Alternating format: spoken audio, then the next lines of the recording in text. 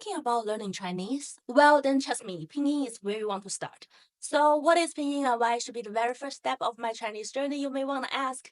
Well, Chinese is a logographic language. The word we have is like image, and we call it characters. And no, there's no way you can know how to read this properly just by looking at this.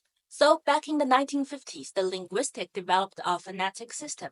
It's literally called spelling the sound, pinyin. Normally, one character have one syllable, and one syllable normally have three parts. The first part is called initial. It means the beginning of a sound, so they're kind of like a consonant. And the second part is called final. It means the ending part of a sound. They are kind of like vowels, but there's some difference. You will see. And the last part is the notorious tone. Yeah, I know it drives a lot of you crazy. But hear me out. Our words are really short. We don't want to make super long words like hippopotomenstruosis cryptolophobia.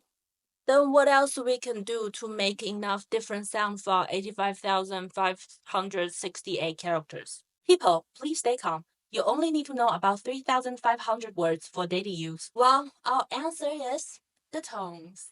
In Chinese, tone carries different meanings. So the same syllable with different tone would have different characters and different meanings. So ma means mother. Ma is the noun feeling. Ma is a horse. Ma means to yell at somebody. So tone's got a mission, and so do you. We will practice this part a lot in the future, okay? And now one more thing you need to know before we dive in. A syllable can still exist without the initial.